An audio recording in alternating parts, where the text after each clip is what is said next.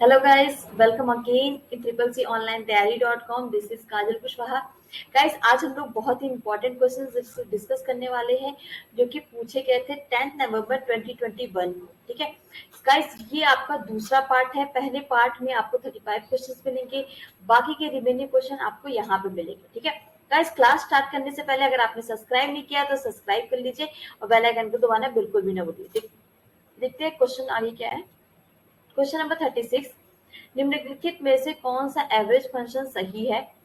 यहाँ पे साइड कई सारे ऑप्शंस दिए गए हैं एवरेज और लिख के। गाइस, मैं आपको बता दूं, जब आपका एवरेज फंक्शन आप यूज करते हो नॉर्मल से, ये जो आपका पैरेंथेसिस है, ठीक है, उसमें आप जो भी वैल्यूज होती है उस वैल्यूज को लिखते हो।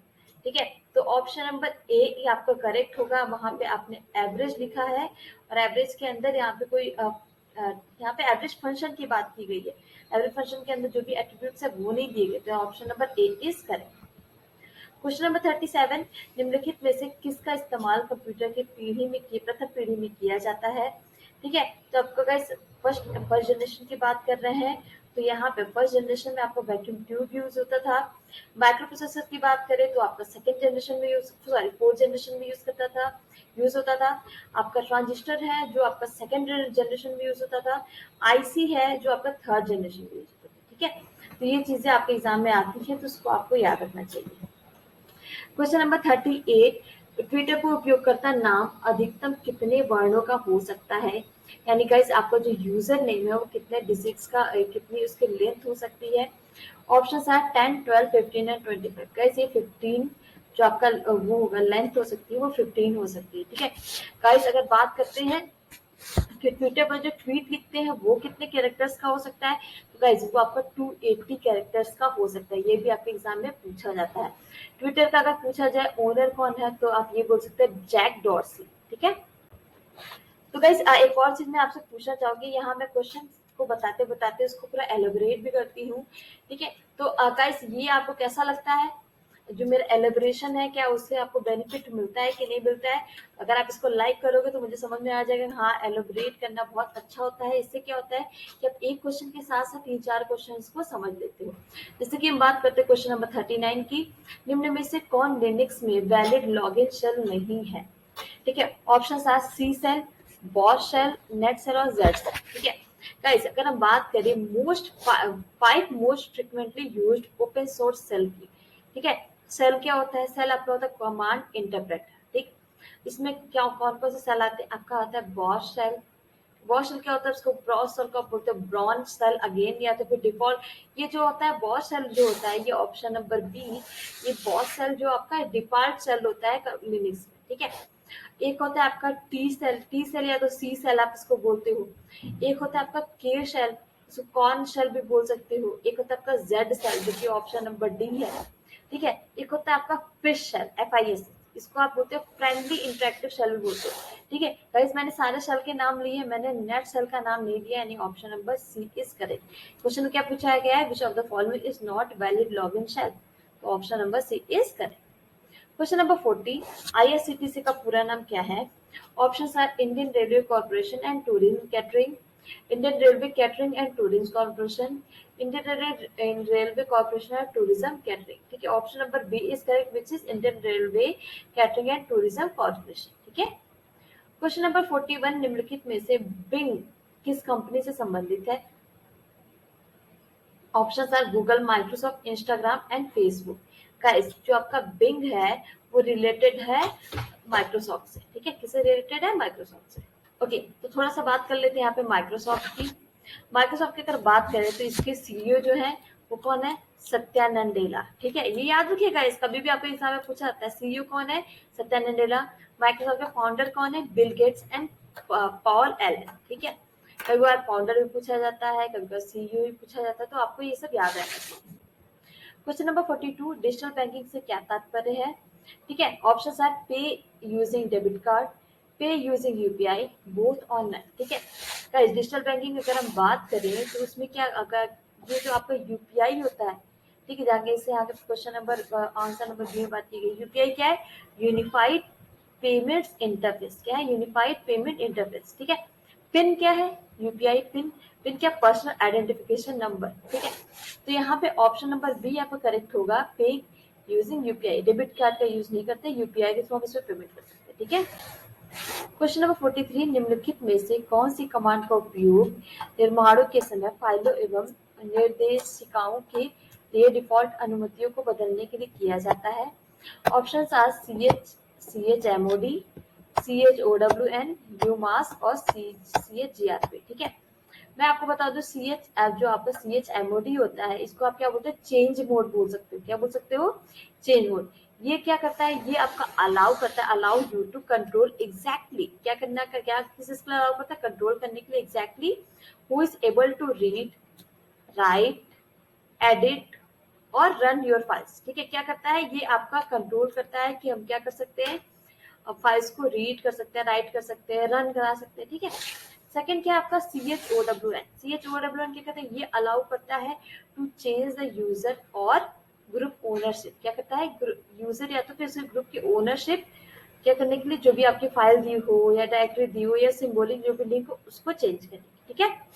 आपका जो सी वाला जो है यूमास्क क्या करता है, ये command can be use to change the default permission and files and directory as the types and at the time of creation. यानी जो हमारा क्वेश्चन में दिया हुआ क्या, ये निर्माण के समय फाइलों एवं निर्देशिकाओं यानी जो भी आपको डायरेक्टरीज होती है उसके डिफॉल्ट अनुमतियों को बदलने के लिए काम करता है। ठीक है। लास्ट है कि आपका CHGRP क्या करता है, use to change the group ownership. जो ग्रुप की ओनरशिप होती है उसको चेंज करने के लिए फाइल और डायरेक्टरी। ठीक है। क्वेश्चन नंबर 44, AEPS का पूरा फॉर्म क्या है, कई बार पूछा गया है। ठीक है। Aadhaar enabled password system, Aadhaar enabled payment system, Aadhaar enabled payment system. Okay, B वाला अकाउंट है। D1 is Aadhaar enabled payment system. Okay, maybe C and D are both are same. Okay, spelling different है। Option number C is correct, which is Aadhaar enabled payment system. Question number 45, निम्नलिखित में से किस विकल्प का उपयोग नए नाम से फाइल को सेव करने के लिए किया जाता है? गाइस यहाँ पे अगर आप देखोगे आपको भी कंट्रोल एस होता है सेव करने के लिए, बट क्वेश्चन में ध्यान से पढ़ो क्या बोला गया है, which of the following option is use to save the file name with a new name. क्या पूछा गया, न्यू नेम से सेव करना है। ठीक है। तो यहाँ से कंट्रोल एस करोगे तो वो तो सेव हो जाएगा, सेव ऑल सेव। तो यहाँ पे ऑप्शन नंबर डी आपका करेक्ट हो क्या, control plus shift plus S. ठीक है। गाइस ये मैं थोड़ा सा मुझे भी बहुत अच्छा नहीं लग रहा था। गाइस आप लोग यहाँ पे व्यूज तो आते हैं बस लाइक नहीं आते। गाइस यहाँ पे क्या क्लास आपको कैसी लग रही है, जब तक आप लाइक नहीं करोगे तो मुझे कैसे पता चलेगा। तो मेरी ये आपसे हम्बल रिक्वेस्ट है, अगर आपको लगता है कि मैं अच्छा पढ़ा रही हूँ, आपको समझ में आ रही है चीजें, क्लास को लाइक करना बिल्कुल भी नहीं भूलिएगा। गाइस आप लाइक करते हो उससे हमें बहुत ज्यादा मोटिवेशन मिलता है। ठीक है। तो इसी तरह की और इंटरेस्टिंग क्लासेस हम बनाते रहेंगे, तो हमारे क्लास को लाइक करना बिल्कुल भी नहीं भूलें। ठीक है। क्वेश्चन नंबर 46, निम्नलिखित में से एटीएम शब्द किस वर्ड शब्द से लिया गया है? ठीक है। गाइस यहाँ पे ये क्वेश्चन बहुत ही अच्छा है, मैं आपको यहाँ बताना चाहूंगी क्वेश्चन क्या पूछा गया है, from which of the following is the word ATM derived. ठीक है। अब यहाँ पे ऑप्शन है a synchronous transfer mode, auto teller machine, automated telling mechanism और ऑल टाइम मनी। गाइस अब आप कहोगे भाई ऑप्शन नंबर बी सही है, अगर आपने यहाँ पे ए लिखा हुआ है। ऑटो टेलर मशीन जो भी होती है वो आपको इसका फुल फॉर्म है। वो क्वेश्चन को क्या पूछा गया है, एटीएम जो आपका कहाँ से डेराइव किया गया है, एटीएम शब्द डेराइव किया गया है ए सिंक्रोनस ट्रांसफर मोड से। ठीक है। Option number A is correct. ठीक है। क्वेश्चन नंबर 47, इंटरनेट कनेक्शन प्राप्त करने के लिए हमें परामर्श करने की आवश्यकता है, लेबोरेटरी, ऑर्गेनाइजेशन, आईएसपी और नन ऑफ द ऑप्शन। ठीक है। गाइस हमें क्या चाहिए, हमें इंटरनेट कनेक्शन चाहिए, नीड टू कंसल्ट, हमें किसके पास जाना पड़ेगा, लैब में क्यों जाओगे भाई, किसी ऑर्गेनाइजेशन में क्यों जाओगे, हमें चाहिए इंटरनेट सर्विस प्रोवाइडर जो कि इंटरनेट प्रोवाइड करता है। ठीक है। Option number C is correct. Question number 48, Libre Office Writer में वर्ड काउंट का ऑप्शन किस मेन्यू में होता है? Options are format, view, tools and edit. Guys option number D is correct, which is tools. ठीक है। क्वेश्चन नंबर 49, लिब्रे ऑफिस में slide shorter किस मेन्यू में होता है?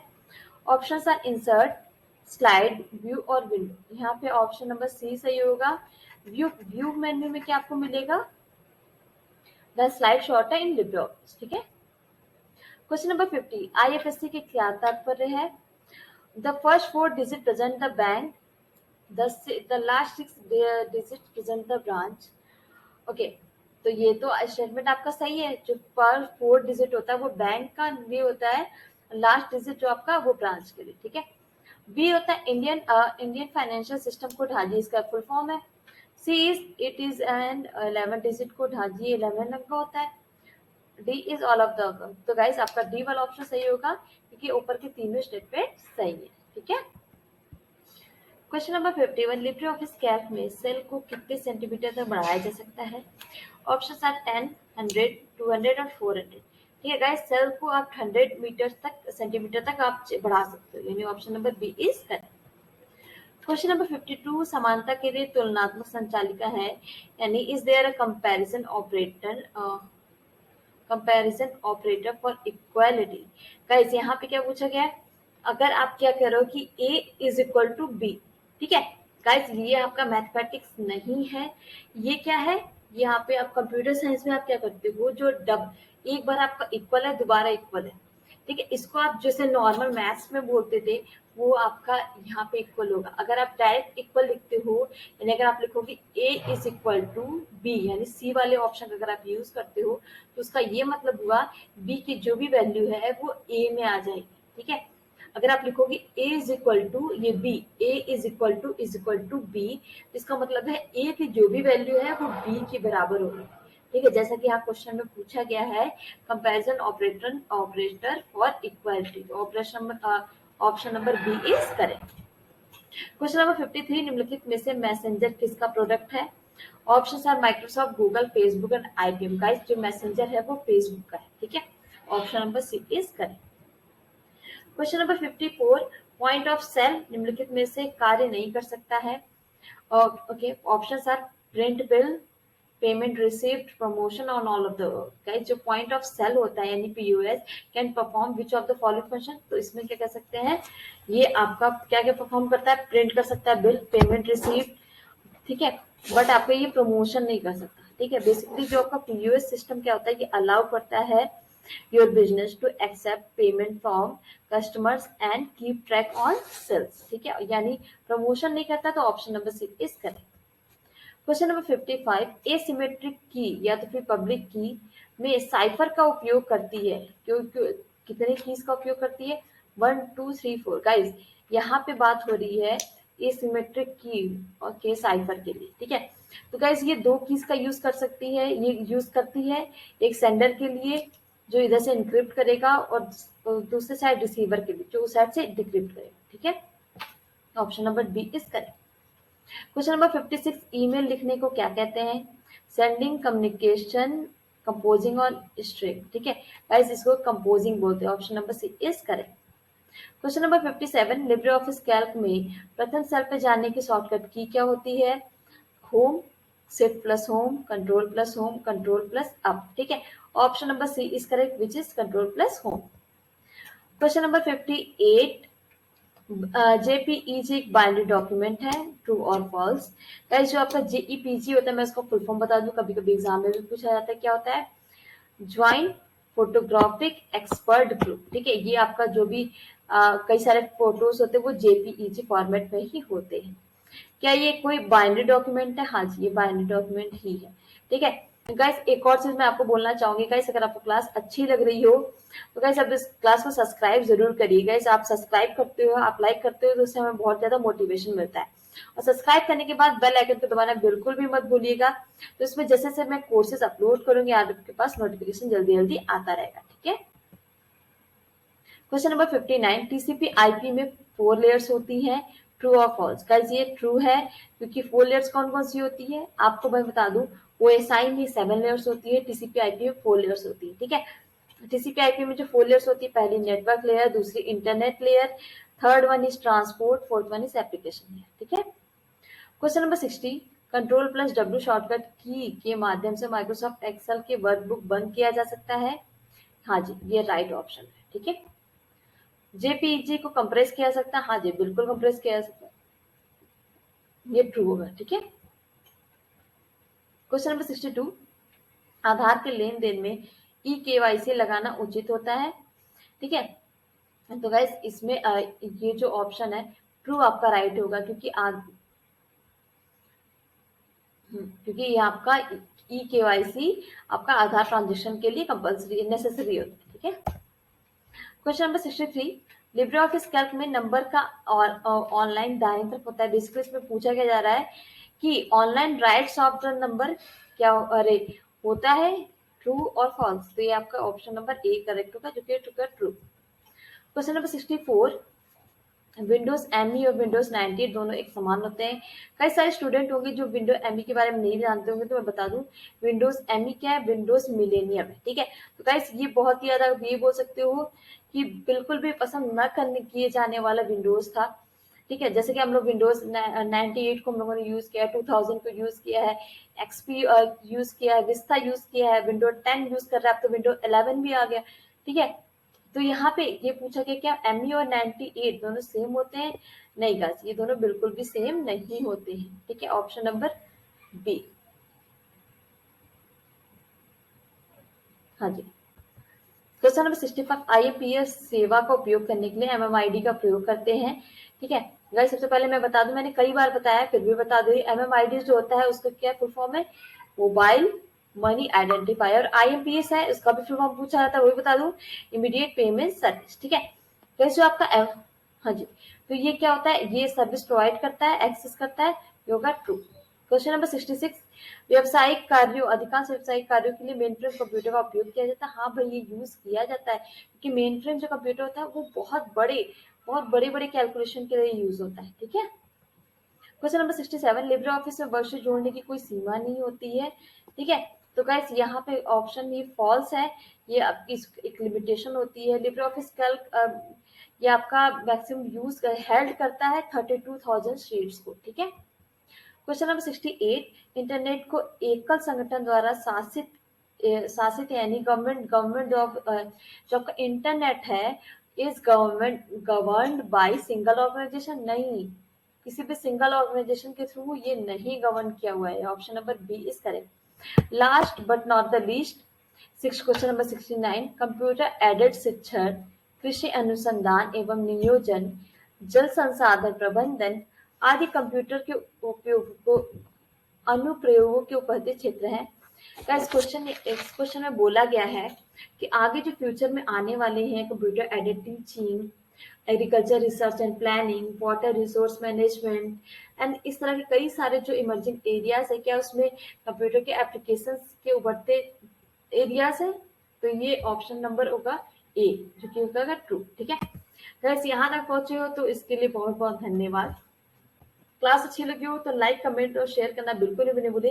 गाइस आप एक बार इसको कहीं शेयर करते हो तो वो बहुत ज्यादा बेनिफिशियल होता है, जो भी स्टूडेंट इसको प्रिपरेशन कर रहे हैं। ठीक है, क्योंकि यहाँ पे हम लोगों ने टॉपिक वाइज भी पढ़ाया है, आपको मॉडल पेपर्स भी है, आप उसको जाके देख सकते हो। ठीक है गाइस, टेलीग्राम चैनल अगर आपने नहीं ज्वाइन किया हो तो जल्दी से ज्वाइन कर लीजिए, वहां पे आपको इसका पीडीएफ भी मिल जाएगा, लाइव अपडेट्स भी मिल जाएंगे। ठीक है, और गाइस सब्सक्राइब नहीं किया हो तो सब्सक्राइब कर लीजिए और बेल आइकन को दबाना बिल्कुल भी ना भूलिए। Okay guys, thank you very much.